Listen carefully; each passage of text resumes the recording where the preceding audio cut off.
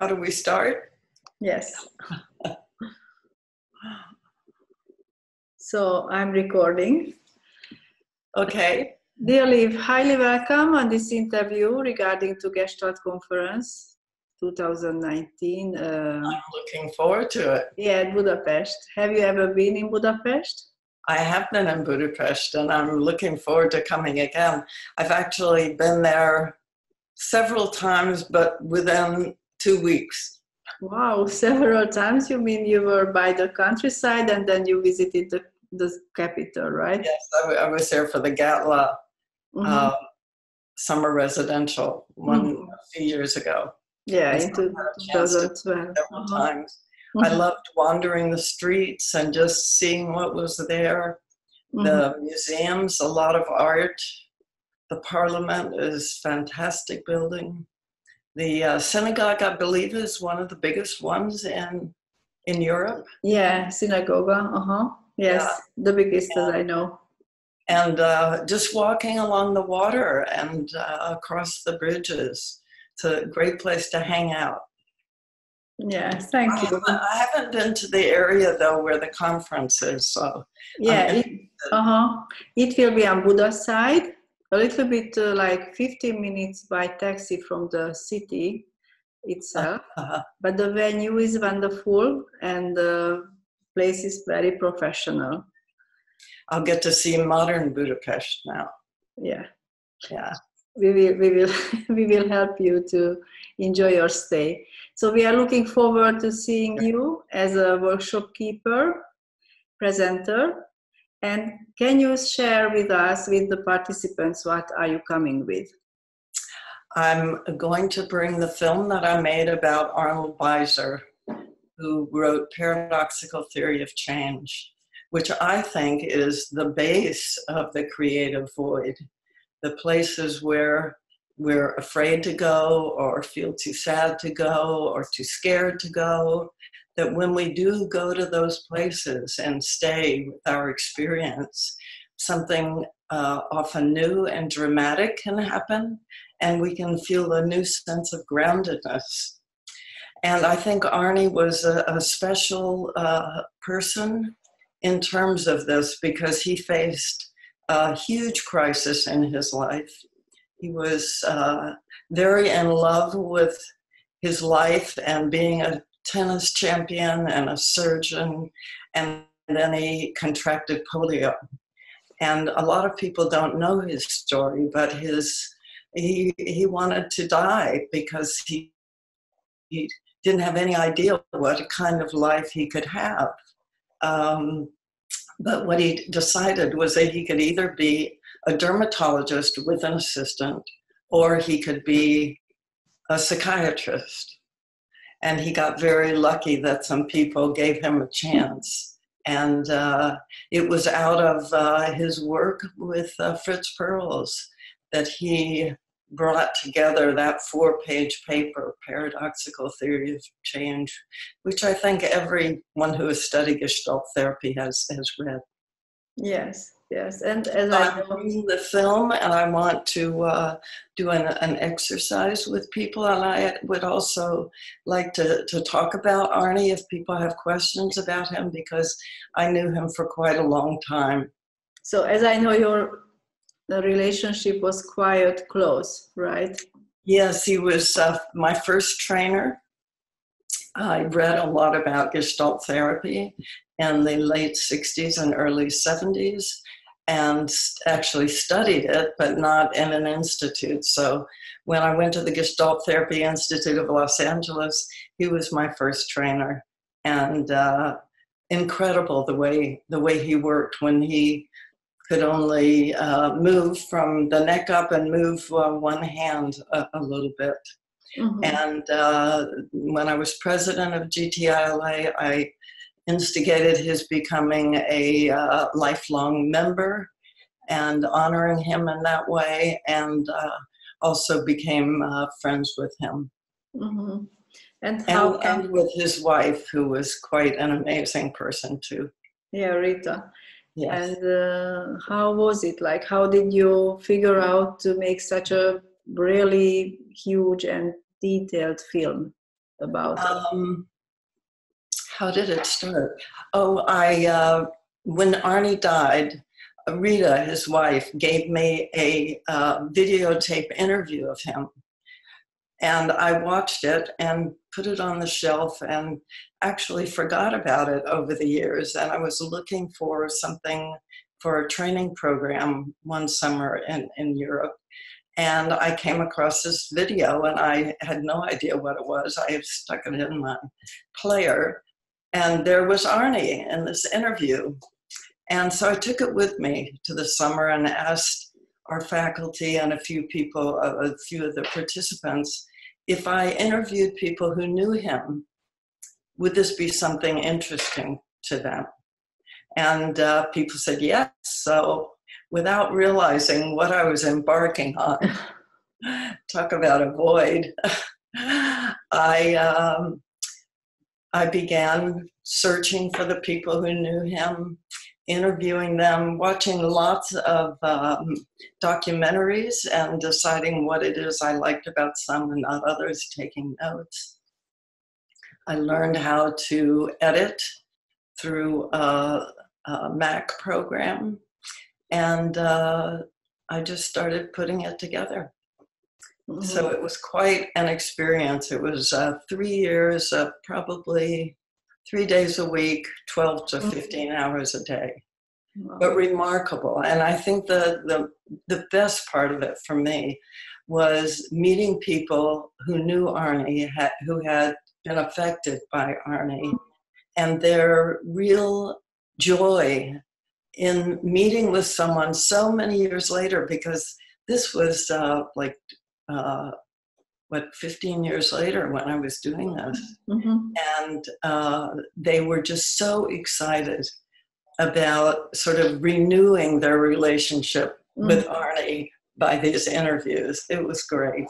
Yeah, and to save him for the followers. Yeah.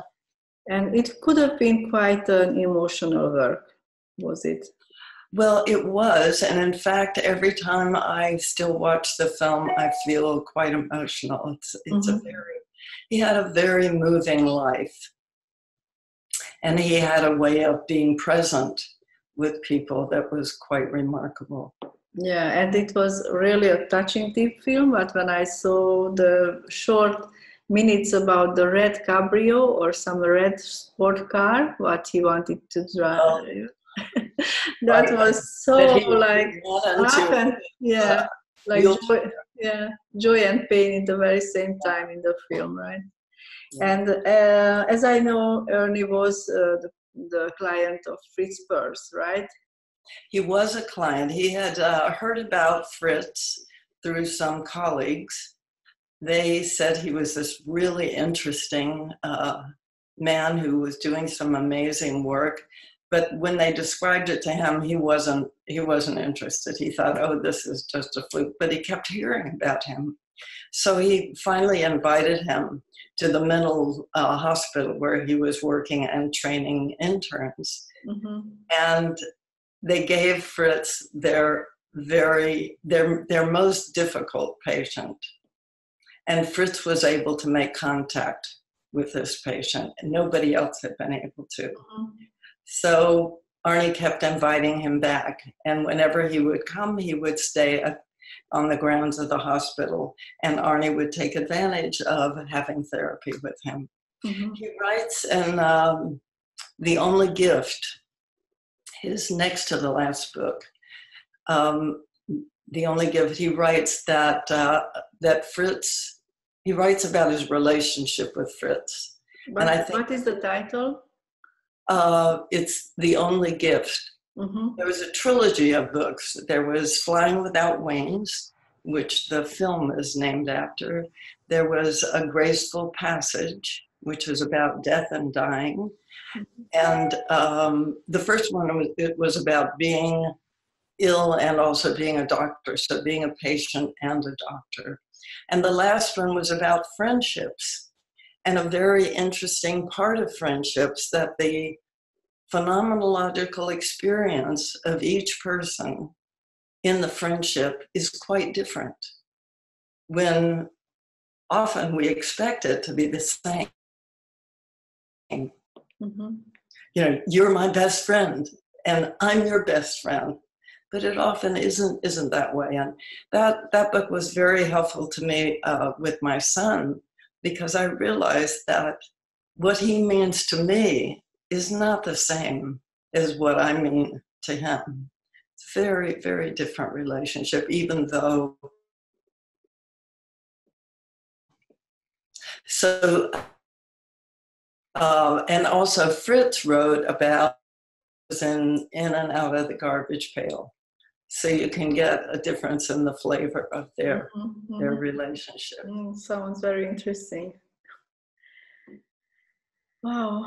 And as I know, Liv, there is another film that you produced, which is What's Behind the Empty Chair. Yeah. This is the fundamental film for students, I think.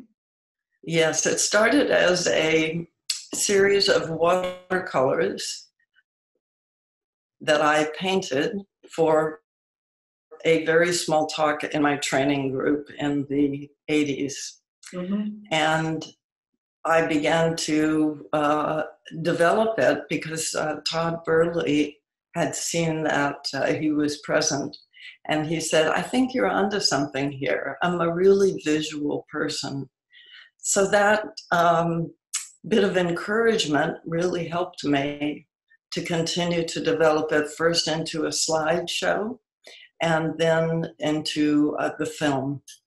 It's the only film I re-edited. I never want to do that again. Mm-hmm. Oh. That was really difficult, but there had been an error in the first one. And the second edition, I was able to get rid of the error, but I also developed lots more things in the film. So I think it's a much better film than the second time around. Yeah, and you had to go to Australia. I did. I went to Australia because the person who had encouraged me to make it into a film was our videographer at GATLA. He came several summers from Australia, and he invited me to come, and some other Gestalt colleagues said, oh, you can stay at our house. So it was a double. I got to see Australia and I got to make the film. It was a wonderful time. Yeah, and as I know, there is a Hungarian feature of the film, because there is a short movie with Zoom. With Zoom, yes. It's an incredible children's adult book. Yeah. And it really, really shows phenomenology and field theory so beautifully. I spent a couple of years looking for the author, whose name I have trouble pronouncing. You can pronounce it. Yeah, István Bányai. Yes. I finally found him through his publisher in New York, and he gave me permission to use it in the film. But it's sort of mind-bending. It has a very unexpected aspect to it.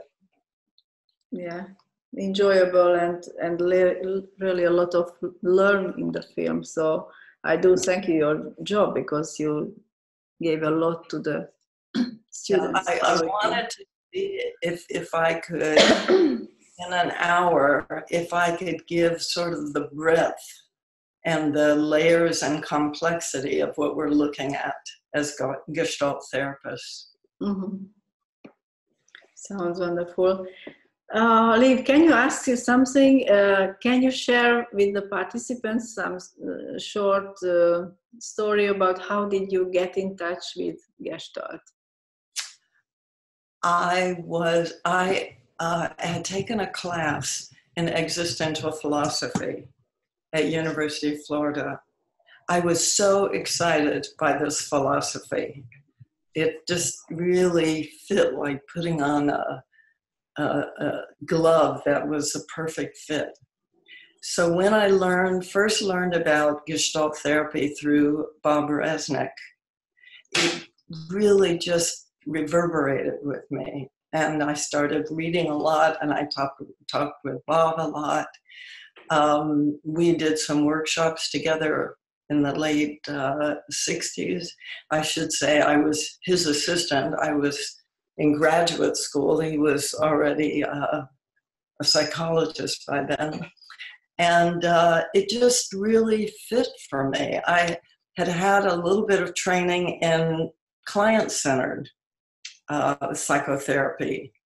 So the whole idea of being present for someone, for listening and really honoring the other person and their story, that felt very comfortable to me. When I began to learn about Gestalt therapy, I began to learn what a therapist could actually do that could be useful and helpful to a client, that I could help them learn to track what they do and how they do it, that I could help them with awareness, things that they weren't aware of.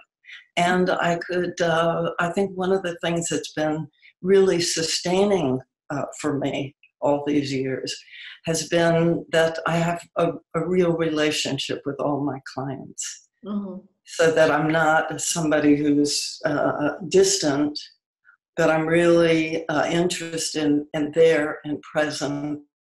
And people who have been to other therapies, when they have a taste of Gestalt therapy, for the most part, are really grateful that they're being met as another human being. Mm-hmm. And as I know, Liv, the title of the conference is Fertile Void and Creative Indifference. So do you remember when it was really in Gestalt Fertile Void approach? Because at the beginning, 60s, 70s, for sure, not yet, right? In the beginning of the 70s, sorry, I didn't hear. So the Fertile Void as a notion or something, as a stage of under circle, Gestalt circle. Do you remember when it appeared or no? I think it was, I can't say for sure, but I think it was almost like paradoxical theory of change. It was in the theory, but it wasn't specifically talked about. Although when you think about organismic self-regulation and how we talk about that resting place, that can be part of what could be seen as the fertile void, being with nothing. Mm-hmm. But I see that could happen anywhere along that space where you feel stuck, for example, mm-hmm. and you don't know what to do or what's going to happen next. So it could happen anywhere. The terminology was there. Mm-hmm. Yes, and I know that it's, for me, it's very alive in a day-to-day way, because I have this sense of I never know what's going to happen next. And there's a Goethe phrase that I couldn't quote where it was, but it really stands out to me for many, many years, that you never know until you put yourself into a situation what will come to your support in that situation. As long as you stay out and you're thinking about it, mm-hmm. You might think something will exist or won't exist, but you don't actually know until you pull yourself into the situation, or sometimes push yourself into it. Yes, and can you mention something which connects very much to your personal experience connecting to fertile void? Was that a question? Yes. What did I say? It feels that way a lot in different ways. Whenever I sit to paint, I have that feeling of, oh my God, what comes next? What's going to happen next? The same when I do a presentation or do some speaking. It's like I don't know what's going to happen next. Mm-hmm. And it's even more difficult if I have fear around it, or if I have, something about myself that maybe I don't want to face. Those places are even harder. And I think the places where I need support or a client needs support Mm-hmm. of someone to stay with them while they're in that space. Mm-hmm. So I see it as happening quite frequently, that it's a part of being alive and aware that life is always changing, things are always happening. We don't know what's going to happen next. Mm-hmm. And if we operate in a way of just doing rather than being and being present, we miss those opportunities for something new to happen. Mm-hmm. I mean, often when I have a client come in, I've had a session a week ago or some time ago. Mm-hmm. Often I say, gee, I wonder what's going to happen today. I don't really know. But it's a way of meeting things in a fresh way for me. Mm-hmm. Yeah, so I hope during the conference we can hear more about this phenomenon. Well, I think we're all going to be talking about it, aren't we? Everybody. That was the criteria. Yeah, it's going to be very interesting to see different people's take Very much, yes. on the meaning of this. Yes, very, very. And very. I look forward to what comes out of the conference in that way, because like everything else, I'm sure people have a little different point of view about the importance of it, how it happens, how we support it happening. So I'm looking forward to that. Yeah. Liv, is there anything you would say to the participants? What a message to them? How would you invite them to come? Every EAGT conference I've gone to has been amazing. The first one I went to was in Sicily. I could not believe how many Gestalt therapists there were in Europe. It was phenomenal. And there had been a really special invitation to people from the United States to come, and I really appreciated that. But it's a very vibrant community and a real opportunity for meeting different people, going to different workshops, getting new ideas, hearing old ideas that maybe were back in the background that are important to hear again. So, and making new friends and meeting colleagues that become important over time. Yeah, inspiring and getting in touch. So it's Yes, and particularly people who are new to Gestalt therapy. I often think of the people that I've trained, that they're the next generation, they're the next wave, you are the next wave of Gestalt therapy, and you will be developing it further from those of us who have been involved so far. Yeah, it's such a wonderful process. Yeah, it is really. Okay, thank you, Liv. We're always learning. Yeah. So thank you for the interview and see you back in Budapest. See you in Budapest, yes. Okay.